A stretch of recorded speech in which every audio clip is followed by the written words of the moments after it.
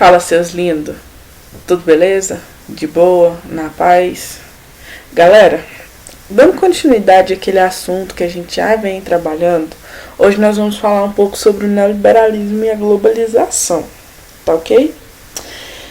Pessoas, o que é o neoliberalismo? Por definição, é o conjunto de ideias e a reafirmação dos valores liberais originados do liberalismo econômico do século XIX.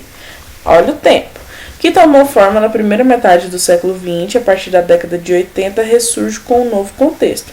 As políticas neoliberais, elas defendem, sobretudo, a não participação do Estado na economia, pregando total liberdade de mercado, na qual ele mesmo se autorregula e que, através desse princípio, seria possível alcançar o desenvolvimento social de uma nação. Ou seja, o mercado, ele bota o preço que ele quiser e, devido à concorrência, quem tiver o menor preço vende mais, e aí precisa ver quem é que vai lucrar mais, e o Estado não pode intervir nessa merda que está acontecendo. Ok? O primeiro cara que falou sobre o termo neoliberalismo foi o Alexander Rostow, tá? Na década de 30.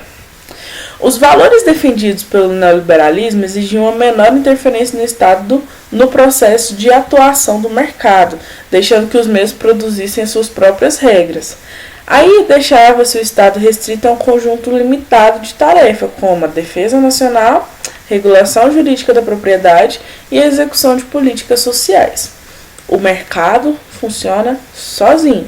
Isso daqui é o papel do Estado em uma nação.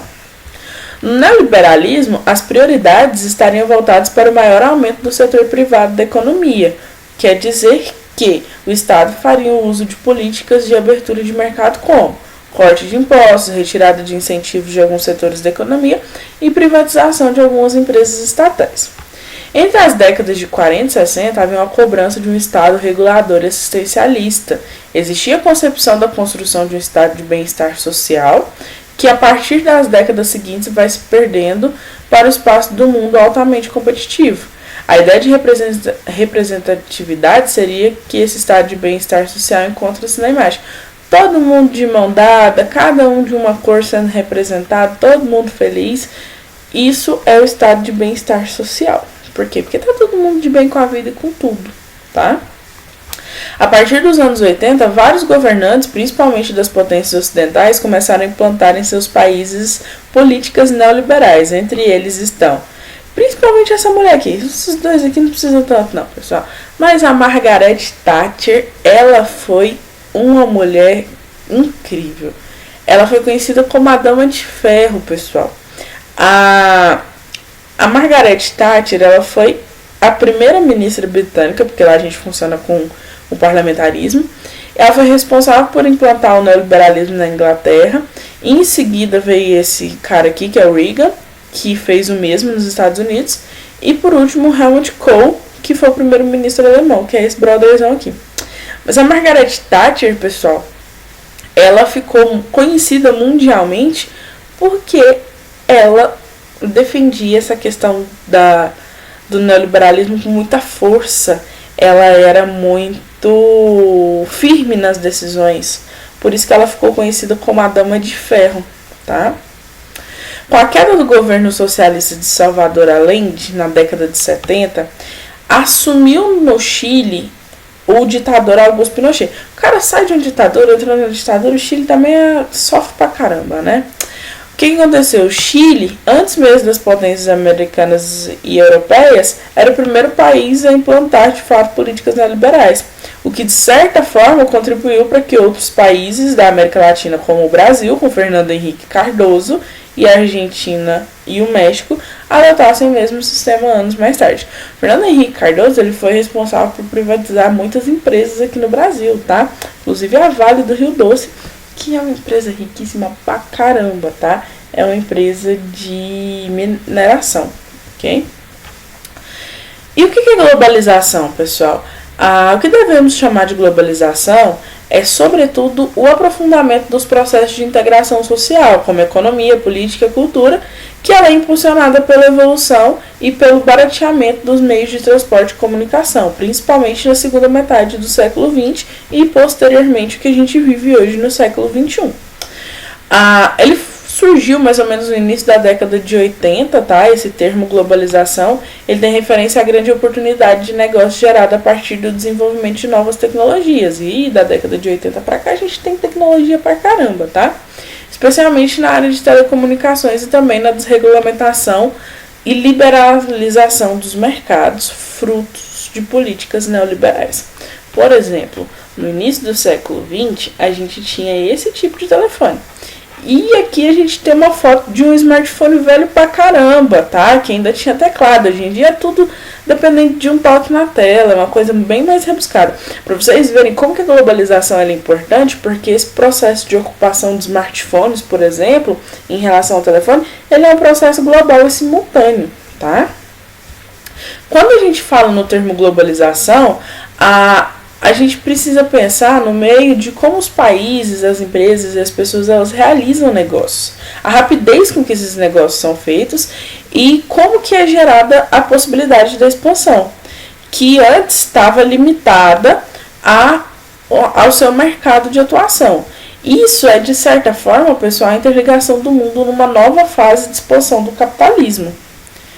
As multinacionais, elas ganham força com a atuação das relações internacionais a partir de meados da década de 70, principalmente na Europa, com o desenvolvimento do mercado de capitais, que são as bolsas de valores, tá? As empresas dos Estados Unidos também passam a fazer parte do grupo das multinacionais e durante os anos 80 o fenômeno das multinacionais deixou de ser tipicamente americano e europeu porque começou a surgir novos centros econômicos e os países de industrialização recente. Um dos efeitos da globalização no mercado de trabalho foi o movimento dos empregos migrando para onde a mão de obra fosse mais barata, com produção de artigos distribuídos entre vários países, para a gente poder obter uma redução de custo e ganhar na competição e no acesso dos produtos nos diversos mercados consumidores. Dois exemplos muito bons são a Nike e a Apple, que são empresas que mantêm os seus escritórios nos grandes centros desenvolvidos, que são na Europa e nos Estados Unidos, só que as linhas de produção elas estão situadas em países em desenvolvimento, que é a Indonésia e a China, que são países onde a mão de obra é super barata em relação à mão de obra nos países mais desenvolvidos.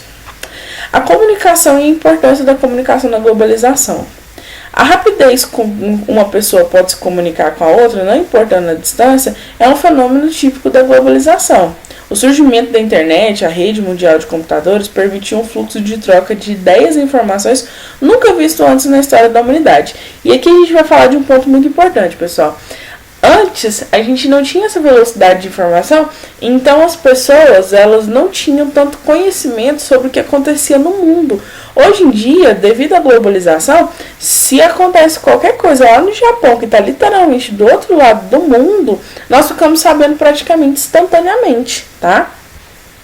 Se antes uma pessoa estava limitada a trabalhar na imprensa local, agora ela pode expandir os seus horizontes e tornar parte da imprensa e observar as tendências no mundo inteiro. A única coisa que limita isso é o idioma. Se você for bom em linguística, acabou. Os blocos econômicos, pessoal, eles não são elementos que surgiram com a globalização, tá? Aqui a gente tem a NAFTA, tá? O Mercosul e a União Europeia. Esses primeiros blocos econômicos, eles são datados do século XIX, mas foi a partir da década de 60 do século XX que vários países enxergaram uma maneira eficiente de competir com seus produtos, formando parceria com outros países de interesse comum. Ou seja, é mais fácil a gente vencer uma barreira de qualquer coisa estando juntos do que cada um lutando por si, porque juntos formamos exércitos e conseguimos fazer as coisas. Esse é o pensamento do surgimento dos blocos econômicos, tá?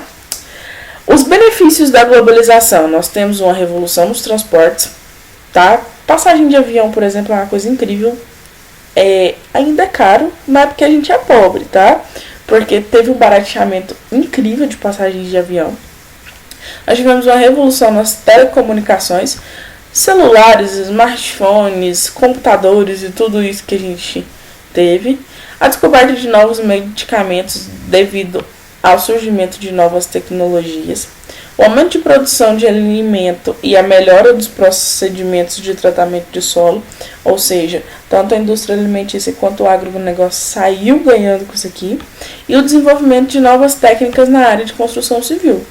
Você já deve ter visto aqueles vídeos do pessoal fazendo tijolo que você só precisa passar cola para funcionar, ou de asfaltamento que absorve a água da chuva, que tem uma drenagem incrível. Esses são todos benefícios da globalização. Mas também tem as desvantagens, tá? As crises financeiras, elas se instalam e se espalham muito mais rápido. Os países em desenvolvimento, eles são mais sujeitos aos impactos dessas crises. O aumento do desemprego rolou em escala global. E a exclusão de países que não conseguem se adequar ao processo de globalização. A gente tem que pensar que cada país tem a sua cultura e cada cultura tem um jeito de levar a globalização, tá? E quem não se adequa ao mercado, dá tchauzinho, ok? Galerinha, espero que vocês tenham conseguido compreender. Façam os exercícios. Estou aguardando. Um beijo no coração de vocês.